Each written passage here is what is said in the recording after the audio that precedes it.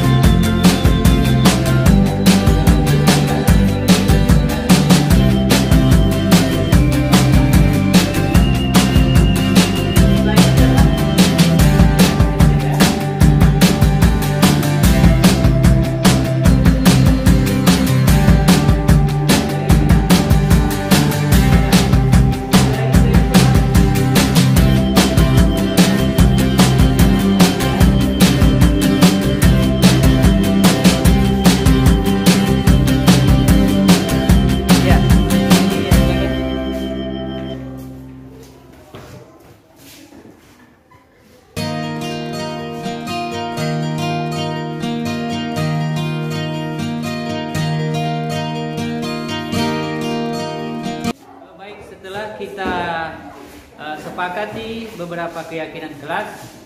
Sekarang saatnya kita buat dalam bentuk poster, dibuat seindah mungkin, semenarik mungkin. Nanti ini akan menjadi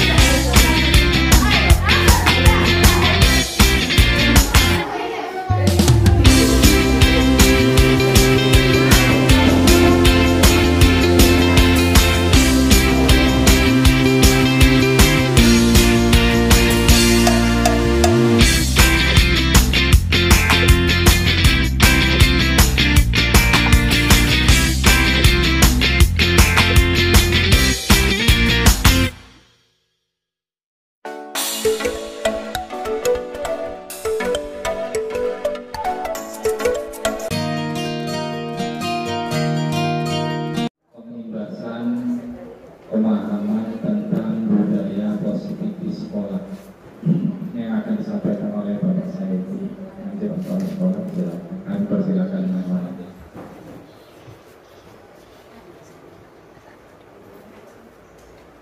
Assalamualaikum warahmatullahi wabarakatuh. Selamat siang dan salam sejahtera buat kita semua. Bapak Ibu yang saya hormati, untuk mempersingkat waktu karena pemaparan dari calon guru penggerak dari Pak Sayuti ini, mohon kiranya nanti kita ikuti dengan secara serius. Assalamualaikum warahmatullahi wabarakatuh. Selamat siang dan salam sejahtera bagi kita sekalian. Yang pertama, terima kasih atas kesempatan yang telah diberikan kepada saya. Berikutnya, yang pertama sekali, puji syukur kita ucapkan kehadirat Allah Subhanahu wa taala. Tuhan Yang Maha Kuasa, pada kesempatan ini kita masih diberikannya kesehatan, kelapangan waktu sehingga kita dapat berkumpul dalam acara pengimbasan di lingkungan sekolah ITB SMP Negeri 1 Kampung Manus. Ya, budaya positif ini tidak asing bagi kita ya. Budaya positif merupakan kebiasaan yang disepakati dan diyakini bersama untuk dijalankan dalam waktu yang lama. Jika kebiasaan ini sudah membudaya, maka nilai-nilai karakter yang diharapkan akan terbentuk pada diri anak. Kita konsepnya di sini ke murid atau anak. Next. Kemudian tentu itu seorang pendidik setidaknya bisa memahami atau mengetahui 4 hal ini nantinya akan saya paparkan. Yang pertama ada namanya konsep disiplin positif dan motivasi. Kemudian yang kedua ada keyakinan kelas. Yang ketiga ada pemenuhan kebutuhan dasar bagi murid. Kemudian yang keempat adalah 5 posisi kontrol guru. Oke, kita coba satu persatu kita ulas. Mudah-mudahan nanti bisa kita pahami bersama. Yang pertama mengenai konsep disiplin positif dan motivasi. Ada sebuah pertanyaan yang sengaja kami coba share atau kita renungkan bersama, yaitu bagaimana cara membuat murid disiplin. Kemudian siapakah yang bisa mendisiplinkan murid? Apakah guru, kepala sekolah, atau orang tua murid, atau murid itu sendiri? Nah, mengapa? Kira-kira sebelum kita lanjut, Bapak Ibu, ada yang bisa atau ada yang mau ngasih saran atau komentar mengenai ini? Ada, Bu Mila? Oke, baiklah. Assalamualaikum warahmatullahi wabarakatuh. Terima kasih atas kesempatan yang telah diberikan kepada saya untuk menanggapi pertanyaan pemantik ini. Menurut saya, jika ditanyakan hal ini dengan kita, bagaimana cara membuat murid disiplin? Siapakah yang bisa mendisiplinkan murid? Siapakah yang bisa mendisiplinkan murid? Guru, kepala sekolah, orang tua, atau murid itu sendiri? Ini saling berhubungan menurut saya, Pak. Kalau guru yang membuat murid itu disiplin, tapi kepala sekolah ataupun guru tidak mendukung, ataupun orang tua tidak mendukung untuk murid tersebut disiplin, sama aja, itu tidak akan terjadi. Dan berikutnya, kalau murid itu sendiri tidak mau merubah diri menjadi disiplin, itu juga tidak akan terjadi. Jadi kerjasama antara guru, kepala sekolah, orang tua, dan murid itu sendiri. Terima kasih. Assalamualaikum warahmatullahi wabarakatuh. Bagus sekali jawabannya atau pemaparannya mengenai disiplin. Jadi berarti adanya kerjasama ya, harus semua pihak. Ya. Baik, next, bawah. Mari kita cermati makna kata disiplin itu sendiri. Di sini kita mengambil kata disiplin itu. Ketika mendengar kata disiplin, kebanyakan orang akan menghubungkannya dengan tata tertib, teratur, dan kepatuhan pada peraturan. Nah, kemudian kata disiplin juga sering dihubungkan dengan hukuman. Nah, padahal memberikan hukuman ini adalah alternatif yang terakhir. Dan jika tidak perlu, ini tidak usah digunakan. Jadi kalau kita mendisiplinkan murid itu menggunakan hukuman, nah itu merupakan level yang paling terakhir.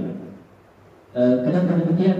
Sementara sebagaimana kita ketahui bersama, disiplin itu tidak akan bisa terbentuk kalau tidak adanya hukuman. Saya kira begitu Bapak Ibu ya. Nanti kita akan temukan jawabannya. Oke, next.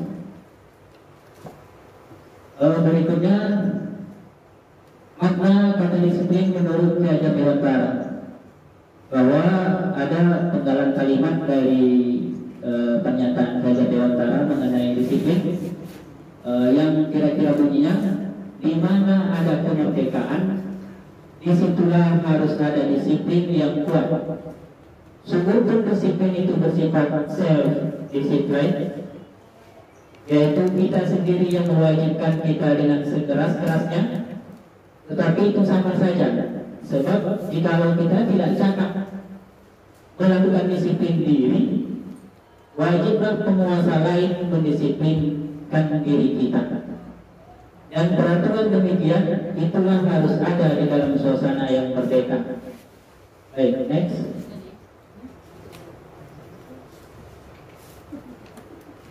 Berikut penjelasannya.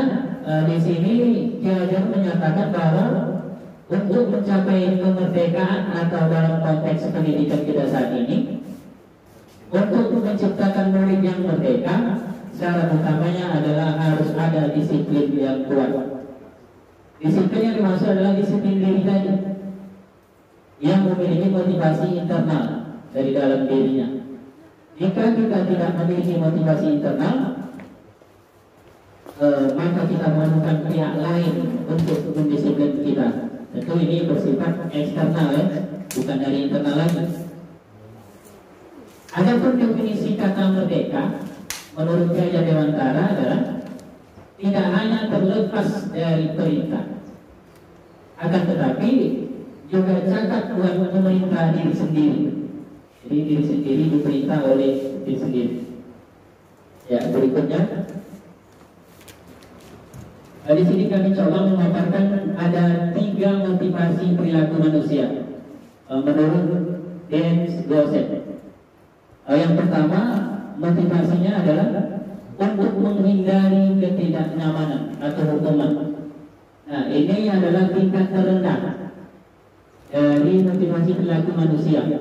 Biasanya orang yang memiliki motivasi ini, dia akan bertanya, apa yang akan terjadi apabila saya tidak melakukannya? Jadi dia fokus kepada untuk menghindari hukuman atau ketidaknyamanan. Kemudian motivasi yang kedua untuk mendapatkan imbalan atau penghargaan dari orang lain. Nah, orang dengan motivasi ini akan bertanya, apa yang akan saya dapatkan? Nah, kalau tadi, apa yang akan terjadi kalau saya tidak melakukannya? Oke, yang kedua. Kemudian yang ketiga, untuk menjadi orang yang mereka inginkan dan menghargai diri sendiri dengan nilai-nilai yang mereka percaya. Nah, orang dengan motivasi ini akan bertanya, akan menjadi orang yang seperti apa bila saya melakukannya?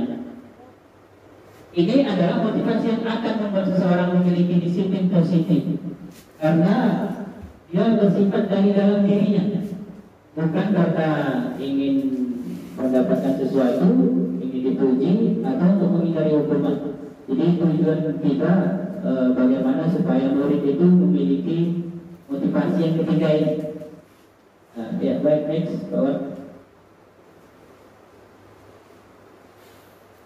Jadi tujuan dari disiplin positif itu adalah menanamkan motivasi yang ketiga tadi, ya, yaitu untuk menjadi orang yang mereka inginkan dan menghargai diri sendiri dengan nilai-nilai yang mereka percaya.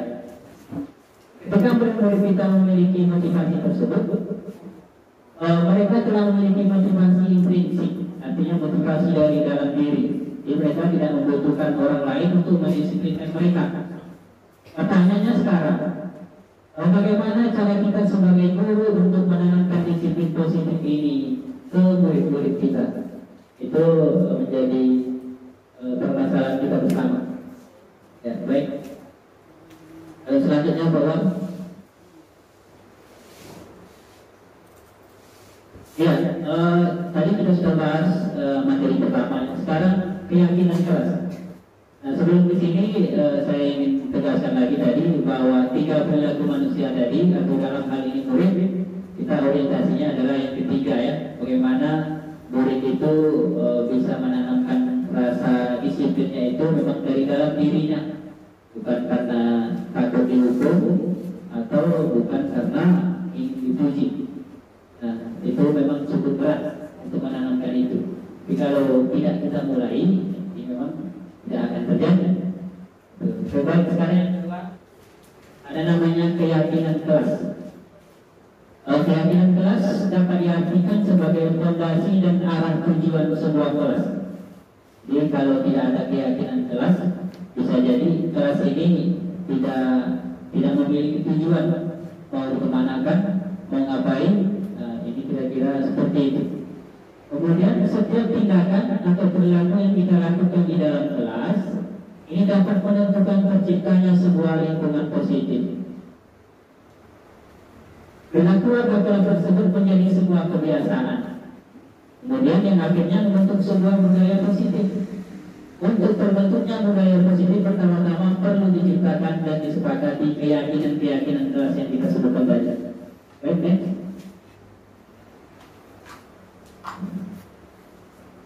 Dan ini ada sedikit yang sudah saya coba lakukan untuk membuat keyakinan kelas di beberapa kelas, memang belum banyak ya.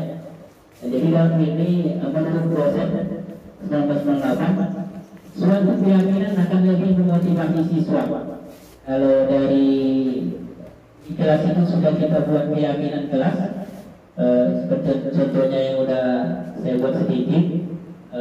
Keyakinan kelas itu bisa seperti peraturan, tapi dia memiliki nilai, seperti misalnya bertanggung jawab, kemudian mandiri, kemudian mencoba menjadi yang terbaik. Jadi dia memiliki nilai-nilai.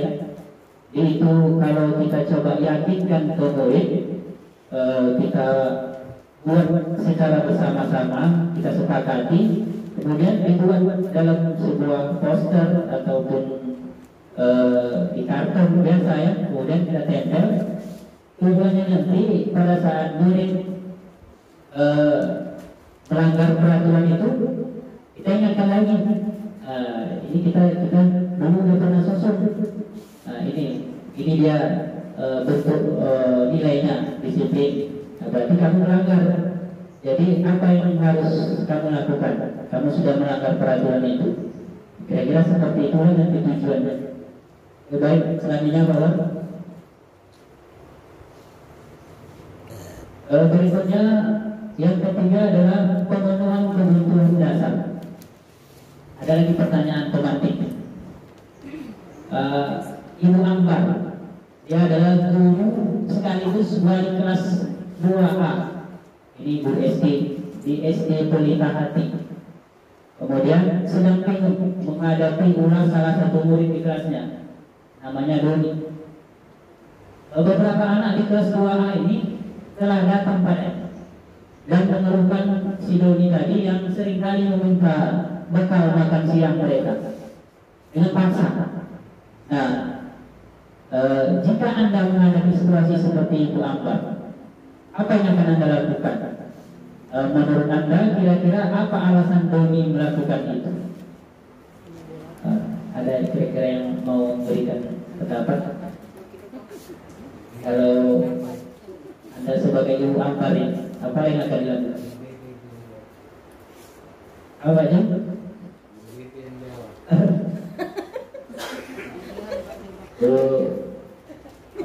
Reni, ada pendapat? Ya. Assalamualaikum warahmatullahi wabarakatuh. Baiklah, terima kasih atas kesempatan yang diberikan. Menurut saya, jika saya sebagai guru dan menghadapi situasi seperti ini, hal yang kira-kira bisa saya lakukan seperti ini. Bisa saja hal sederhananya kita lakukan dengan memanggil si Doni ini dan memberikan nasihat bahwasanya apa yang bukan menjadi haknya tidak boleh diambil secara paksa. Itu yang pertama. Kemudian mungkin dalam keadaan ini si Doninya entah karena dia memang keadaan kelaparan ataupun memang dia tidak mau repot untuk membawa bekal. Oke, itu saja menurut saya. Bagus sekali Bu, tanggapannya. Sekarang mari kita lihat keterangan berikutnya. Dan sekarang untuk menjawab pertanyaan-pertanyaan itu sebenarnya sudah terjawab ya dari Bu Leli. Mari kita bahas sedikit mengenai 5 kebutuhan dasar manusia. Ini menurut Dr. William Glasser. Nah, seluruh tindakan manusia memiliki tujuan tertentu, termasuk yang tindakan negatif ya, itu semua memiliki tujuan. Semua yang kita lakukan adalah usaha terbaik kita untuk mendapatkan apa yang kita inginkan. Ketika kita mendapatkan apa yang kita inginkan, sebetulnya saat itu kita sedang memenuhi satu atau lebih dari satu kebutuhan dasar kita. Nah, di sini ada 5 kebutuhan dasar manusia. Yang pertama itu mengenai kebutuhan bertahan hidup, itu survival bahasa Inggrisnya. Kemudian yang kedua ada kesenangan, kemudian cinta dan kasih sayang, kemudian kebebasan, kemudian penguasaan. Kita coba bahas satu persatu secara perlahan. Ya, yang pertama kebutuhan bertahan hidup merupakan kebutuhan yang bersifat fisiologis untuk bertahan hidup, misalnya kesehatan, rumah, dan makanan. Jadi benar yang dibilang Bu Leli tadi, bahwa dalam kasus Doni ini kebutuhan bertahan hidupnya ya bisa saja dia belum makan, ya kan Bu, atau makanan di rumahnya tidak enak, sehingga dia tidak makanan, jadi dia mengambil secara paksa. Jadi di sini ternyata ada kebutuhan bertahan hidupnya yang belum terpenuhi. Oke, itu yang pertama. Yang kedua ada namanya cinta dan kasih sayang atau kebutuhan untuk diterima. Anak-anak yang memiliki kebutuhan dasar cinta dan kasih sayang ini biasanya ingin disukai dan diterima oleh lingkungannya. Mereka juga akrab dengan orang tuanya. Biasanya mereka belajar karena suka pada gurunya. Bagi mereka teman sebaya sangatlah penting. Mereka juga biasanya suka bekerja dalam kelompok. Itu cinta dan kasih sayang. Kemudian kalau kita kaitkan dengan kasus Doni tadi, apabila Doni menjawab bahwa alasannya setelah dipanggil oleh gurunya tadi, dijawab alasannya dia merasa senang temannya jadi memperhatikan dia. Jadi dia butuh kasih sayang, butuh perhatian. Dan kalau nanti orang tuanya dipanggil ke sekolah, tentu orang tuanya jadi memperhatikan dia. Itu membuat perhatian tersendiri bagi si Doni. Berarti dia butuh kasih sayang. Oke, selanjutnya yang ketiga ada namanya penguasaan atau kebutuhan pengakuan atas kemampuan. Anak-anak yang memiliki kebutuhan dasar akan kekuasaan yang tinggi biasanya selalu ingin menjadi pemimpin. Mereka juga suka mengamati sebelum mencoba hal baru dan merasa kecewa bila melakukan kesalahan. Mereka juga biasanya rapi dan sistematik dan selalu ingin mencapai yang terbaik. Nah, kalau kita kaitkan dengan kasus Doni tadi, apabila jawaban Doni tadi setelah ditanya gurunya, dia merasa hebat karena temannya jadi takut dengan dia. Nah, jadi sebetulnya Doni sedang berusaha memenuhi kebutuhan dasarnya atas kekuasaan. Dia ingin diakui bahwa dia memang hebat. Nah, jadi dia mengambil bekal makanan temannya tadi. Berikutnya yang keempat adalah kebebasan atau kebutuhan akan pilihan. Anak-anak dengan kebutuhan kebebasan yang tinggi menginginkan pilihan. Mereka perlu banyak bergerak, suka mencoba-coba, tidak terlalu terpengaruh dengan orang lain, dan senang mencoba hal baru.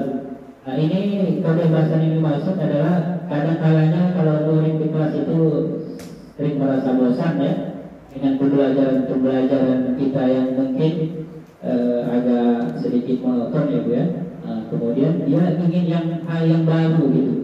Bisa mungkin kita coba memvariasikan kegiatan pembelajaran kita, misalnya kalau memungkinkan kita pakai video, setidaknya pakai fokus ya kan, dan seterusnya. Kemudian jawaban Doni dalam kasus yang tadi bahwa dia merasa bosan dengan bekal makanan yang dibawa ibunya di rumah karena ibunya selalu membawakan bekal yang sama. Dia bosan memakan itu aja. Nah, jadi dia ingin bebas memakan yang lain. Oke, yang terakhir adalah yang kelima, kesenangan. Nah, di sini anak-anak dengan kebutuhan dasar kesenangan yang tinggi biasanya ingin menikmati apa yang dilakukan. Mereka juga konsentrasi tinggi saat mengerjakan hal yang disenangi. Mereka suka bermain dan suka mengoleksi barang, suka bergurau, suka melucu dan juga mengemaskan. Bahkan saat ketika lagu pun mereka suka, karena mereka memang suka kesenangan. Jadi kalau kita kaitkan dengan kasus Doni tadi, karena sengaja dia senang melihat temannya mungkin menangis, mungkin merasa tidak senang, tapi dia senang. Nah itu. Jadi selanjutnya dari 5 kebutuhan dasar manusia ini, ya setidaknya kita bisa pahami dari murid-murid kita ya. Semua orang senantiasa berusaha untuk memenuhi kebutuhannya dengan berbagai cara. Bila mereka tidak bisa mendapatkan dengan cara positif, mereka mungkin melakukannya dengan cara yang negatif. Nah, seorang murid yang tidak begitu berhasil secara akademik, mungkin kebutuhannya akan kekuasaan tidak terpenuhi di sekolah, oleh karena itu mungkin dia akan mencoba untuk memenuhi kebutuhan kekuasaannya dengan mencoba mengatur orang lain di lapangan bermain atau bahkan menyakiti mereka secara fisik. Jadi disinilah tugas kita sebagai guru, melibatkannya dalam kegiatan yang memberi peluang murid tersebut membuat pencapaian yang berarti. Jadi dari 5 kebutuhan tadi, coba sedikit demi sedikit kita kenali apa kira-kira kebutuhan dasar murid yang belum terpenuhi, yang mengakibatkan murid tersebut mungkin bertingkah laku yang bersifat negatif. Nah, baik, berikutnya 5 posisi kontrol. Jadi guru sebenarnya punya trik ya dari 5 posisi kontrol ini. Sebenarnya nanti kita berada di mana? Ini dosen berkesimpulan ada 5 posisi kontrol yang diterapkan oleh seorang guru, orang tua ataupun atasan dalam melakukan kontrolnya terhadap bawah. Nah, dalam hal ini kita anggap saja posisi ini kita sebagai guru memposisikan murid-murid kita. Yang pertama ada namanya posisi penghukum. Yang kedua membuat orang merasa bersalah. Yang ketiga sebagai teman. Yang keempat monitor atau pemantau. Dan yang terakhir sebagai manajer. Baik, kita coba ulas satu-satu. Yang pertama kita coba ada kasus singkat ya. Ini ada IT ini terlambat hadir ke sekolah. Mari kita kaitkan dengan 5 posisi kontrol tadi. Yang pertama posisinya sebagai penghukum. Penghukum ini identik dengan nada suara tinggi, kemudian bahasa tubuh, mata melotot. Ingat yang biasa dulu Pak Rai ya Pak. Mata melotot, kemudian jari-jari menunjuk-nunjuk. Kemudian terlambat lagi, masih terlambat lagi. Selalu datang terlambat. Kapan bisa datang tepat waktu? Nah, kira-kira begitu bahasanya. Lalu tanyakan kepada diri Anda, bagaimana perasaan murid saat itu? Saat kita buka, saat kita prototi, ya kan? Nah, dalam hal ini akibatnya kemungkinan murid marah, tapi dia tidak berani mengungkapkannya secara langsung. Kemudian dia memendam atau bersifat agresif, ada rasa dendam. Kemudian bisa jadi sesudah kembali duduk, murid tersebut akan mencoret-coret bukunya sebagai ungkapan kekesalannya, ataupun mengganggu temannya karena dia sudah merasa tidak nyaman. Nah, itu kalau kita berada di posisi penghukum. Dan yang kedua, bahwa posisi yang kedua adalah di kasus yang sama, itu sebagai pembuat orang lain merasa bersalah.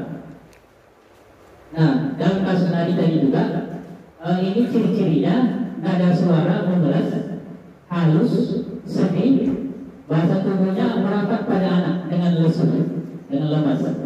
Kemudian berkata, "Adi, kamu ini bagaimana sih? Kamu sudah berjanji dengan ibu tidak akan terlambat lagi. Kamu kenapa ya senang sekali mengecewakan ibu? Ibu benar-benar kecewa sekali." Nah, jadi dia mengungkapkan kekesalannya supaya si anak tadi sadar akan kesalahannya, tapi tidak dengan marah-marah. Nah, akibatnya di sini murid akan merasa bersalah. Kemudian bersalah tetapi mengecewakan ibu atau bapak gurunya. Murid akan merasa menjadi orang yang gagal. dan tidak sanggup membahagiakan orang lain, termasuk gurunya tadi dan orang tua ya. Kadang-kadang sikap seperti ini lebih berbahaya. Ternyata posisi ini lebih berbahaya dari posisi penghukum tadi, karena emosi akan tertanam rapat di dalam. Murid menahan perasaan, tidak seperti murid dengan guru penghukum, di mana murid bisa melupakan amalannya walaupun dengan cara negatif. Kalau di sini dia menahan, tapi perasaan dia memang agak sakit. Nah, itu posisi yang kedua. Ada lagi posisi yang ketiga, sebagai teman.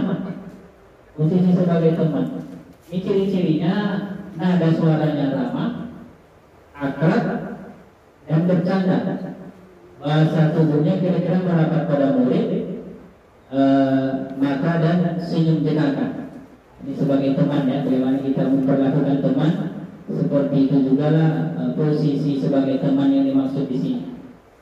Kira-kira yang disampaikan guru tadi, Adi, ayolah, bagaimana sih kamu? Kemarin kamu sudah janji ke Bapak bukan? Kenapa terlambat lagi? Sambil tertawa ringan, ya, sambil senyum lah kan? Ya sudah, tidak apa-apa katanya. Duduk dulu sana katanya. Saya langsung suruh dulu aja tanpa memberikan hukuman. Kemudian akibatnya murid akan merasa senang dan akrab dengan guru. Ini termasuk dampak yang positif dibanding yang dua tadi, penghukum dan membuat orang lain merasa bersalah. Hanya saja ada juga sisi negatifnya. Murid menjadi ketergantungan dengan guru ini, dan tidak semuanya guru bisa memposisikan diri sebagai teman. Jadi guru yang memposisikan diri sebagai teman, dia dekati. Guru yang lain yang mungkin memposisikan tidak sebagai teman, mungkin tidak seperti guru ini. Jadi di sini apabila guru yang memposisikan tadi tidak hadir atau berhalangan, jadi murid tadi kembali lagi berbuat tidak disiplin. Nah, di situ kekurangannya, kelemahan. Oke, berikutnya yang keempat, ada namanya pemantau. Nah, nada suaranya datar, bahasa tubuhnya formal saja seperti biasa. Kira-kira yang dikatakan guru tadi, tahukah kamu jam berapa kita memulai pelajaran? Dijawab, tahu Pak. Lalu guru berkata lagi, kamu terlambat 15 menit. Apakah kamu sudah mengerti apa yang harus dilakukan bila terlambat? Lalu dijawab oleh Adi, paham Pak, saya harus tinggal kelas pada jam istirahat nanti dan mengerjakan tugas ketertinggalan saya. Lalu gurunya menjawab, ya benar, nanti pada saat jam istirahat kamu harus sudah di kelas untuk menyelesaikan tugas yang tertinggal tadi. Saya tunggu. Nah, akibatnya di sini murid memahami sanksinya sendiri, bahwa dia sudah sadar telah melanggar, dia sendiri yang mengerti apa yang harus dia lakukan. Murid tetap dibuat tidak nyaman, yaitu dengan harus tinggal kelas pada waktu jam istirahat dan mengerjakan tugas. Namun guru harus mengawasi apakah murid tadi benar-benar sudah melakukan tugas yang diberikan guru atau tidak. Nah, oke. Yang terakhir ada namanya posisi sebagai manajer. Nah, yang terakhir, nada suaranya tulus, bahasa tubuhnya tidak kaku, kemudian mendekat ke murid. Nah, kira-kira percakapannya dengan murid, Adi, apakah kamu mengetahui jam berapa sekolah dimulai? Tahu Pak, jam 7. Adi menjawab. Nah, ditanyakan lagi kepada guru, ya jadi kamu terlambat. Kira-kira bagaimana kamu akan memperbaiki masalah ini? Lalu Adi menjawab, saya bisa menanyakan ke teman saya Pak untuk mengejar tugas yang tertinggal tadi karena dia terlambat. Lalu guru berkata lagi, baik, itu bisa dilakukan. Namun apakah besok bisa hadir tepat waktu? Nah, guru bertanya kembali. Lalu Adi menjawab, tidak Pak, saya bisa hadir tepat waktu. Nah, berarti besok dia tidak terlambat lagi. Nah, guru berkata, baik, saya hargai usahamu untuk memperbaiki diri. Nah, fokus adalah pada murid. Nah, di sini semuanya pada murid, bukan untuk membahagiakan guru atau orang tua.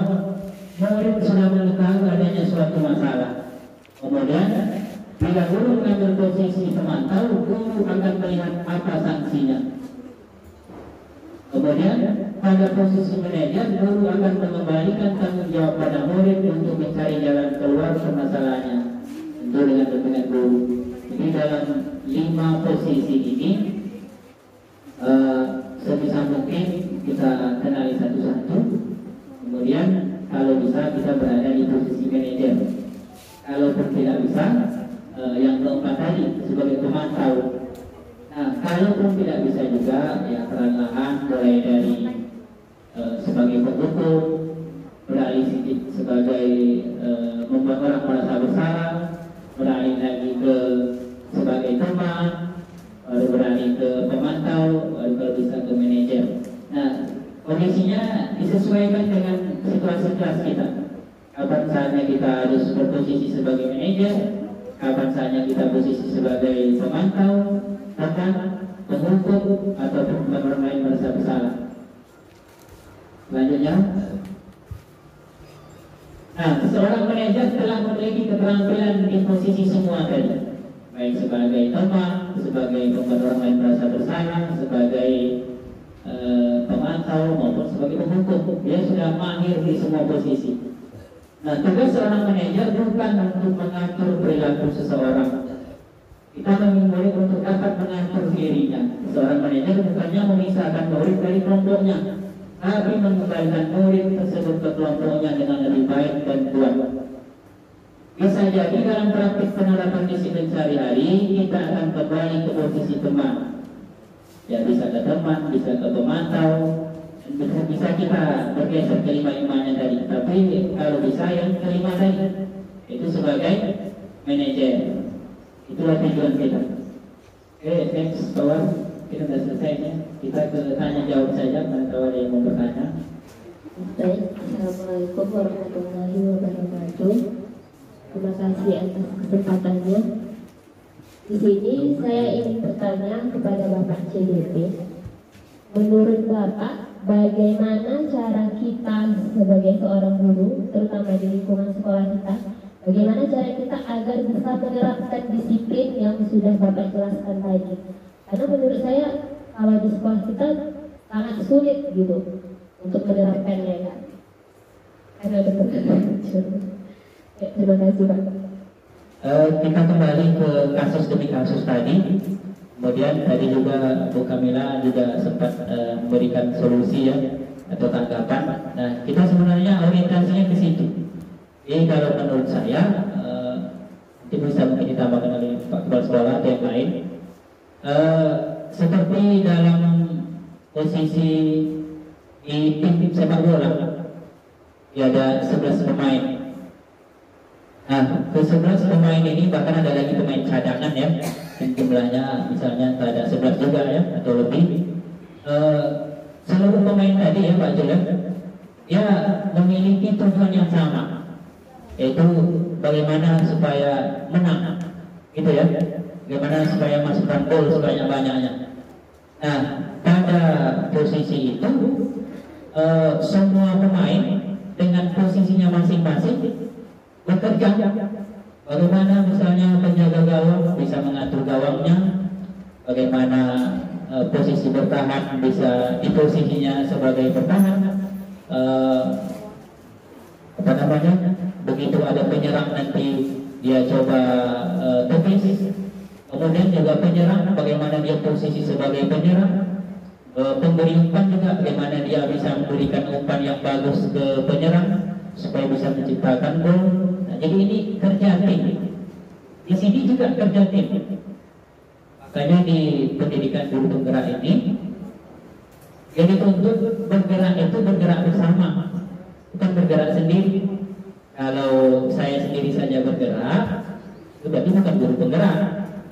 Sudah pernah juga saya sampaikan ya. Ini semuanya bergerak. Salah satunya ini saya coba mengimbaskan materi yang sudah pernah saya peroleh. Saya buat lagi nih slide-slide-nya ini. Saya coba paparkan sesederhana mungkin ke Bapak Ibu supaya pemahaman kita bisa sama. Kalaupun tidak bisa cepat, ya mungkin ya perlahan lah. Karena merubah kebiasaan yang memang sudah membudaya, yang budaya positif tadi ya, kalau budaya positif juga bagus. Maksudnya kalau memang budaya positif itu sudah terjadi, itu sudah enak kali kita posisi sebagai guru. Murid sudah bisa di koridornya, kita tak perlu lagi marah-marah, karena sudah tertanam nilai positif tadi dari dalam diri dia. Bukan karena ada guru, bukan karena ingin dipuji, bukan karena ingin mendapatkan imbalan. Jadi memang sudah tertanam dari dalam dirinya untuk membudayakan disiplin positif. Nah, jadi kembali ke pertanyaan tadi, bagaimana sih menerapkan budaya positif ini di sekolah kita ini supaya murid-murid bisa disiplin, bisa hadir tepat waktu, tidak lagi terlambat, kemudian 25 ya, tidak lagi perlu marah-marah, ya, ada yang tak pakai simbol. Tadi adanya terjadi dari semua posisi. Ya seperti untuk bola tadi ya, itu yang bisa saya jawab. Ini Pak Keceng ada yang mau menambahkan? Ya, terima kasih. Saya mau menanggapi yang pertama. Ini pendapat saya, mungkin pendapat Bu Mila dan Pak Sayuti mungkin tadi saling berhubungan. Tapi kalau menanggapinya, saya itu disiplin itu kalau menurut saya itu datangnya dari rumah atau ya orang tua lah, terutama ya kan. Jadi kalau seandainya di rumah sudah diterapkanlah disiplin kepada orang tuanya untuk anak-anak, contoh bangun tepat waktu, makan tepat waktu, main-main tepat waktu, maksudnya semua sudah didisiplinkan dari rumah awalnya. Kalau di rumah dia sudah disiplin sampai di sini, pasti dia tidak akan kita sebagai guru tidak akan repot, ya Pak Tupang. Jadi kalau di rumah pun dia pakai mana-mana, di sekolah kita mau buat apa yang bagus pun itu bakalan tidak akan masuk. Jadi mari kita sama perhatikan anak-anak kita di sini, kemudian kita tingkatkan tim kita, solid kita, jangan ada yang menyalahkan satu sama lain. Kemudian kalau kita itu satu disakiti, ya semua merasa kurang. Saya mohon maaf. Bila taufiq wal hidayah. Wassalamualaikum warahmatullahi wabarakatuh. Assalamualaikum warahmatullahi wabarakatuh. Terima kasih atas pemaparannya oleh Bapak Kepala Sekolah. Di sini kami minta lagi kepada Bapak Ibu guru yang lain kalau ada yang mau ditanyakan. Assalamualaikum warahmatullahi wabarakatuh. Terima kasih atas kesempatannya. Pertanyaan saya seperti ini Pak Syuti. Apa hukuman yang pantas kita berikan kepada siswa yang telah melakukan pelanggaran terhadap disiplin agar kedepannya anak tersebut tidak atau lebih baik lagi tidak melakukan pelanggaran tentang disiplin? Terima kasih.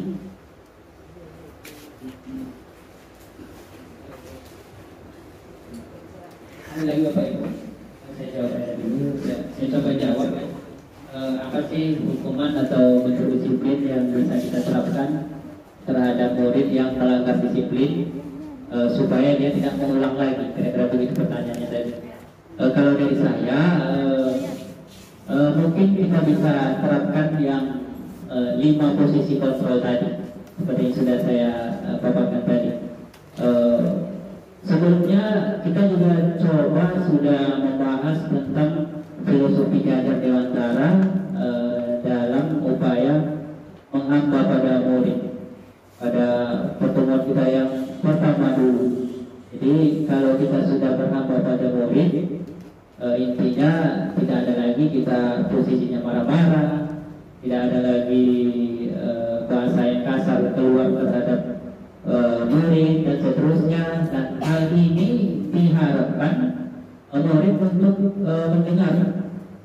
Nah, bahasa kita lembut saja. Nah, sambil kita terapkan posisi 5 tadi. Nah, kalau kita coba ke posisi penghukum, ya kan? Apa hukumannya? Nah, coba kita berikan hukuman kira-kira yang sepantasnya dulu. Misalnya tidak pakai simbol dari 25 ya. Nah, coba kita tes di posisi sebagai penghukum. Kita berikan hukuman. Besok raja ya. Itu juga orangnya lagi kan? Kita hukum lagi. Hari ini kita hukum misalnya berlari keliling lapangan. Besok raja lagi. Itu juga lagi. Dihukum lagi misalnya berjemur. Besok cek lagi. Dia juga lagi. Berarti tidak ada yang terjerat. Nah, coba kita beralih ke posisi tadi. Jangan menghukum lagi. Coba kita beralih sebagai posisi membuat orang lain merasa bersalah dengan bahasa yang lembut, tapi menyentuh si anak. Coba dulu besok bisa ya pakai simbolnya. Besok bertemu lagi. Foto saya pakai simbolnya supaya makin ganteng nampaknya. Kalau laki-laki ya, kalau perempuan ya, kalau tak simbol ini tak cantik tengok. Coba pakai. Nah, perempuan juga. Nah, beralih ke posisi sebagai teman. Beralih lagi kita ajak sebagai kawan. Nah, kembali juga ke kerja tim tadi. Kalau tim kita sudah solid, ya mudah-mudahan disiplin kita bisa kita tingkatkan. Budaya positif kita apalagi bisa kita terapkan walaupun sedikit demi sedikit, perlahan-lahan, dan pendidikan karakter kita bisa kita tanamkan. Baik, itulah yang dapat saya sampaikan dalam kesempatan ini. Mohon maaf saya telah menyita waktu Bapak Ibu sekalian. Terima kasih atas segala perhatian. Sekali lagi mohon maaf atas segala kekurangan. Billahi taufiq wal hidayah. Wassalamualaikum warahmatullahi wabarakatuh. Dan selamat sore.